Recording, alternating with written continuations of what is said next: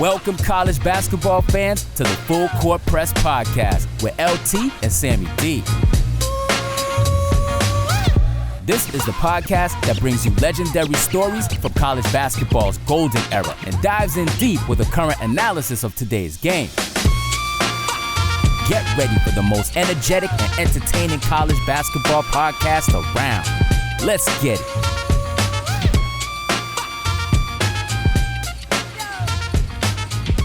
Hello and welcome to another Full Court Press Podcast, a college basketball experience. Luke Taylor here. Sam is, I don't know where Sam is, and the show must go on. But if you love the podcast, you like the podcast, don't forget to subscribe, rate, and review. Give us a 5-star rating on Apple Podcasts and Spotify.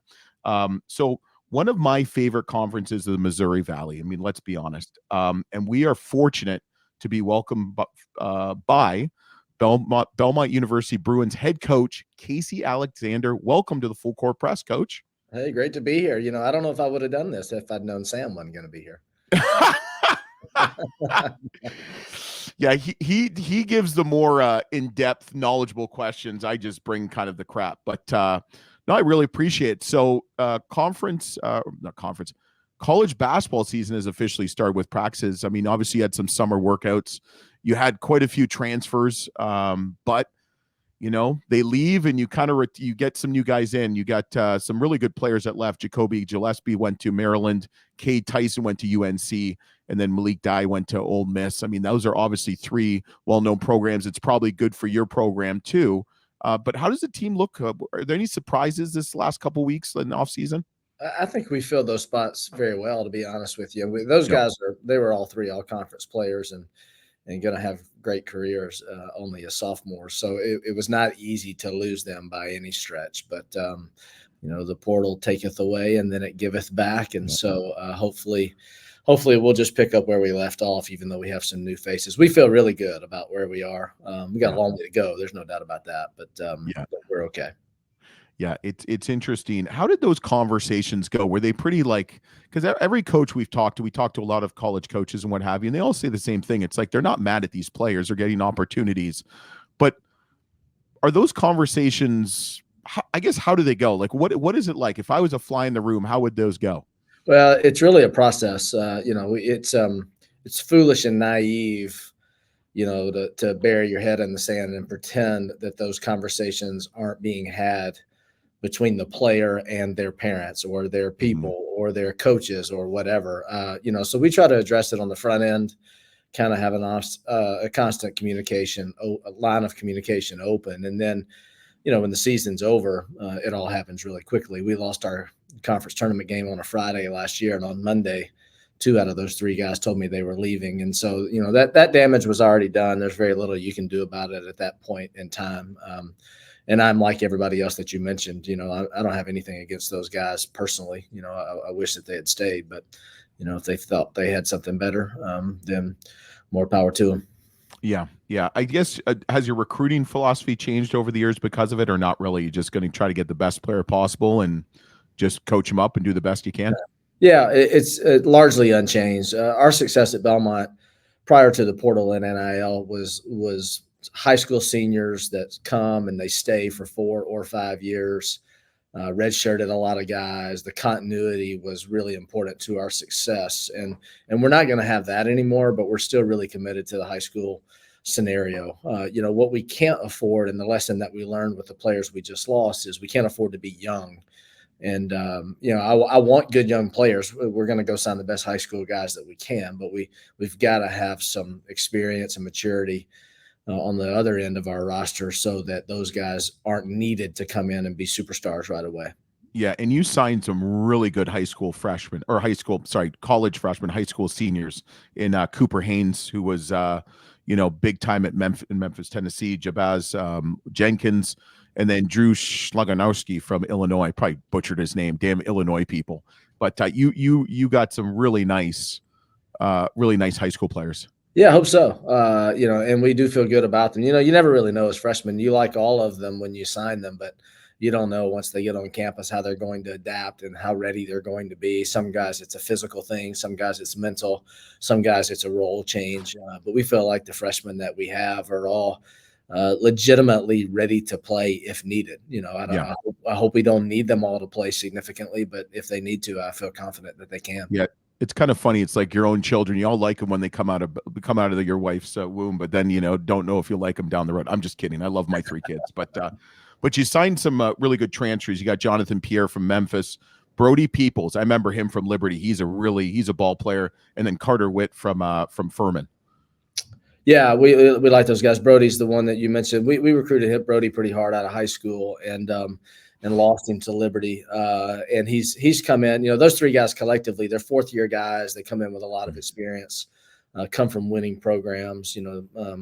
Jonathan Pierre was 67-1 at Nova Southeastern with a Division II national championship before he went to Memphis. And yep. And so those 3 guys have really stabilized us quite a bit. Aiden Noyes is from Richmond. He's another 4th-year guy. Mm-hmm.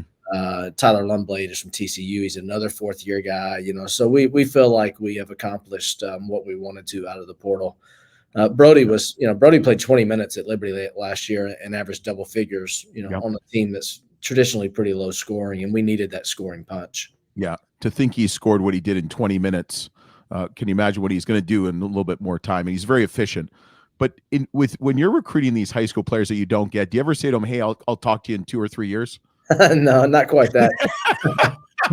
Call me. Those conversations almost are always the same. Hey, we're really disappointed that we didn't get you. We wish you the best. Good luck. We'll be following. Yeah. Call me. Exactly. You'd be amazed. There's plenty of that goes on. It's not call me if you need me. It's I'm going to call to see if you need me. And if you do, then we'll get going on those conversations. But it's amazing because we've gone through the NIL and the transfer portal now for a couple years, and it just seems like it's out of control, but it's not out of control. It's kind of weird. Like we've heard stuff like handshake lines.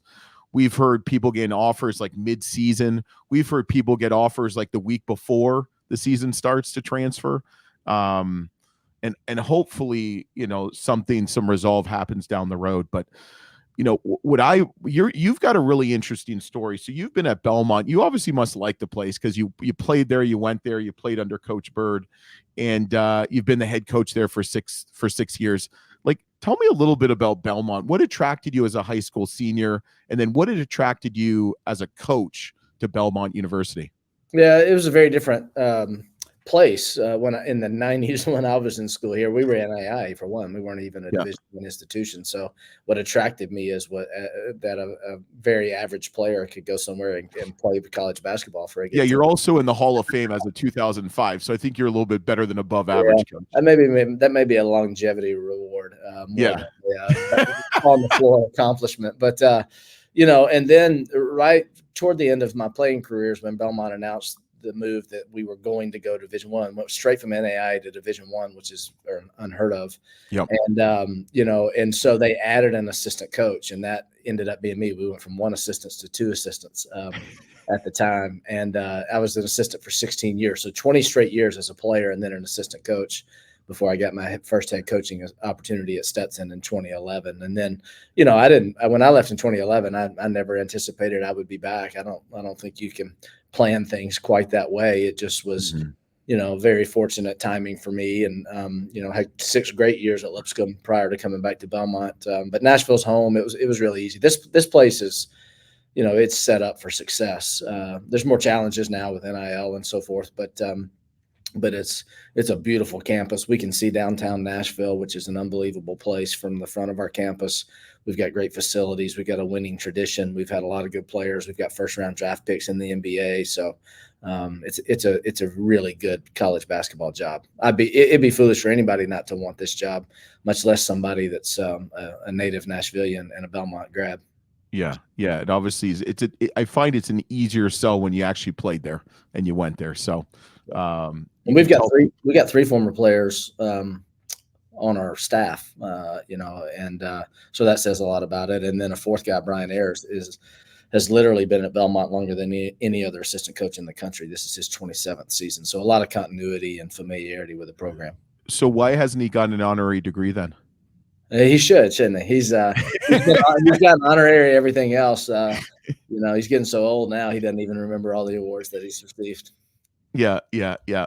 I found it interesting. You have no Power Fives on your schedule, but you have a very solid non-conference schedule. Richmond, high major. Lipscomb, Coach Lenny Cuff, who you know personally. Or Roberts is always a known program. Furman and UC Irvine, and you're playing the Cancun Challenge. Was there like kind of a methodology behind it or reasoning why you did that? It's really just how the schedule, shook out. We tried a number of Power Five guys, but did not have any luck landing those games and playing guarantee games. And then we don't buy games ourselves like the rest of the Valley does. We've always been able to fill a schedule otherwise. And this is really what our kind of, if we could draw it up, this is what our schedule would look like. Let's go play a lot of other really good mid-majors. And you mentioned them all. I mean, Furman's been great. They were in the NCAA tournament just a couple of years ago. Irvine's a top 100 team that wins their league consistently. Richmond won the A10 last year.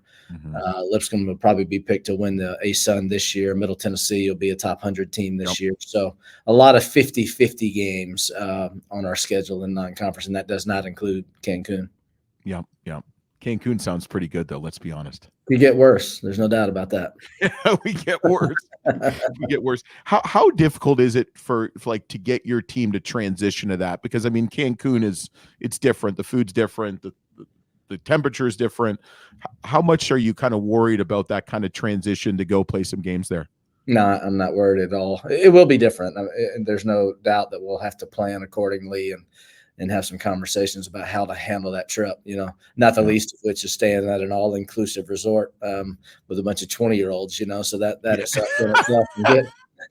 can get dangerous. But, we've got a mature group of guys that they understand, what matters the most. And it'll just be a great trip. It's really important to us that we give these guys great experiences while they're here, and this is a chance to do it. Yeah, yeah, absolutely. So the best advice I can give you is don't drink the water, drink bottled water, and also brush your teeth with bottled water too. Okay. We're just in Mexico. I to brush my teeth. I'm like, I do that daily. You got a couple of times. Yeah, but the water is different. The water is different. And some of these kids we went down, we took our family to Mexico, and we got some little Montezuma revenge on a couple of us. So best advice I can give you. So you guys are in the Missouri Valley. Man, that's a tough conference. What do you think about the Missouri Valley? Because I feel like you guys you were in the ASUN originally and what have you. I mean, the Missouri Valley is, to me, kind of closer to a high major than a mid-major basketball conference. Talk a little bit about what kind of your thoughts about it last year, and then obviously going this year with some new players and what have you. Yeah, it's a beast, but I love it. I think it's a great place for Belmont to be. We've been in the league for 2 years now. This past season, we were kind of back and forth between the 9th best league and the 10th best league in the country. I think we finished 10th. But when you think about Power 5 and the Big East, that's 6 leagues right there. And then I think it was Mountain West, A10, and then the Missouri Valley. And so a lot of really good teams, really physical league. We were not ready for it. The timing wasn't great for us when we made the move. We lost a ton of production from our roster, and just, it's taken us a while to kind of figure some things out. But I like where we're headed. And again, I've got great respect for everybody in the league, and it's a challenge to win. But I think we have what we need, and I think we'll knock that door down sooner rather than later. Yeah, the Missouri Valley has some great coaches, some longevity, great programs. I mean, great basketball players. I mean, what was it? If you looked at Purdue's roster, 2 guys from, I believe, Southern Illinois and what have you. Another kid ranked from Southern Illinois went to Nebraska. So obviously good basketball and what have you. So Isaiah Walker is probably one of your top returning players. What are you expecting from him and some of these other returners to kind of take that next step? Yeah, Zay is he's a 4th-year guy, and he's always been a role player. And honestly, I think, and when I say role player, like, he's never been a leading scorer. He's never been a guy that wows the crowd, but his role has been really important because he's one of those guys that coaches love, in a sense that he just gets things right. I can count on him on both ends of the floor. He's got a lot of versatility, and he has definitely improved his individual game through the year. So I would expect more production from him. But what we need the most is for him to continue to be a great leader and a guy that's dependable from day to day, and capitalize and take advantage of the opportunities that he does get. Yeah, yeah. Well, that's I'm excited for him. So we do this thing called the shot clock. Sam usually sets it up, but I've got to do it all. It sounds like again today. So I'm just gonna ask you some quick, easy questions. Some will lead to a story, some won't. But if it goes there, it goes there. But we'll have some fun here.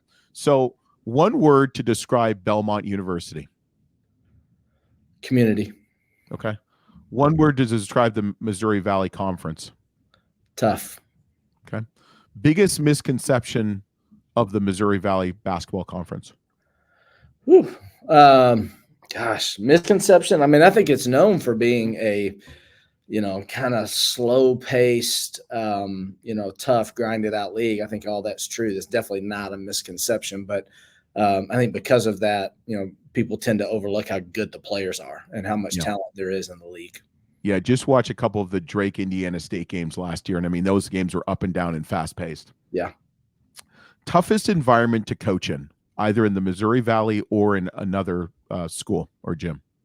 In the Valley, the toughest place, Bradley, SIU, and Drake have been the toughest places we've played so far. Although the Indiana State environment last year was pretty phenomenal as well. I think that's one great thing about the Valley is its traditional home courts. With some serious fan bases where it's hard to win. Our Lipscomb game, that's our biggest local rival. We play them every year. That's a hard one. And then our traditional rival in the OVC and now the Valley is Murray State, and that's a tough one as well. Yeah, yeah. Best place I've ever played is a long time ago with Belmont, but that was in Fog Allen Fieldhouse at Kansas. I think that's somebody have to do a lot of work to convince me there's a better place than that to play. Yeah.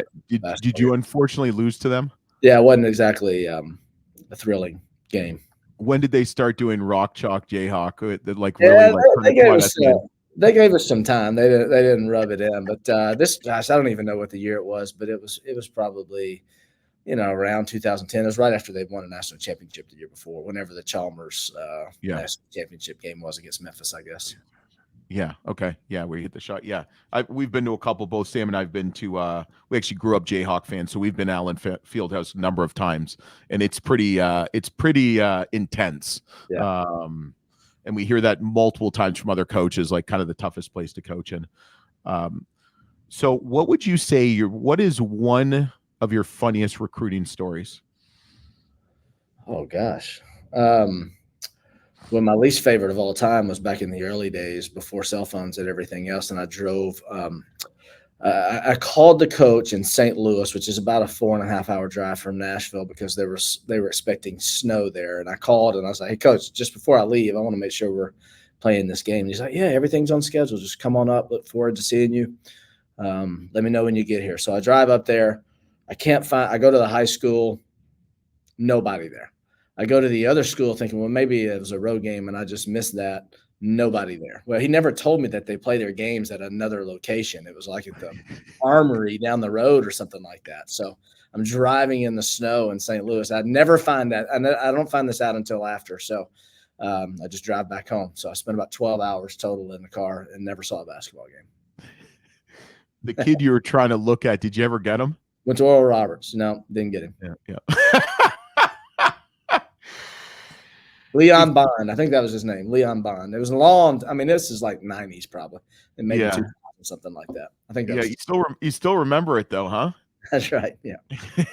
Well, at least you didn't have to move or drive far when you went from Lipscomb to Belmont. So you saved I'll tell you the story on that. So Belmont and Lipscomb are only 2 miles apart. And I had I moved to the area in 2018, I believe it was, but and then came to Belmont in 2019. But so when I coached at Lipscomb, if I turned to the left out of my driveway, I would drive on Belmont Boulevard to get to my office at Lipscomb. It was 1.5 miles. And then when I took the Belmont job, I turned right out of my driveway onto Belmont Boulevard, and it's 1.5 miles to my job. So literally the exact same distance, same street, just a different direction out of my driveway. That's pretty quite crazy. That doesn't happen in this business very often. No, it's like the kid that transferred from UCLA to USC, or no, USC to UCLA. I guess so. Yeah, I guess so. So if you were a candle scent, what candle scent would you be? Oh man, I like those big, like manly, woodsy kind of things. I don't like fruity, soft. So I don't know, something like pine, like pine cone. Yeah, my wife saw that, and she sent me last Christmas. I got her a lumber candle and a tobacco candle. I think it was something like that. So maybe I'm that guy now. Yeah. Okay. What is your spirit animal? I'm not into that business. I don't know. I love dogs. Okay. So Okay. I could have a dozen of them. I'd be good. Okay. So they're doing a last question. They're doing a movie about your life. Okay. Who would play you, and what would be the title of the movie? Whew. Some little short, fat, white, bald guy would play me. I don't know who those people are in Hollywood.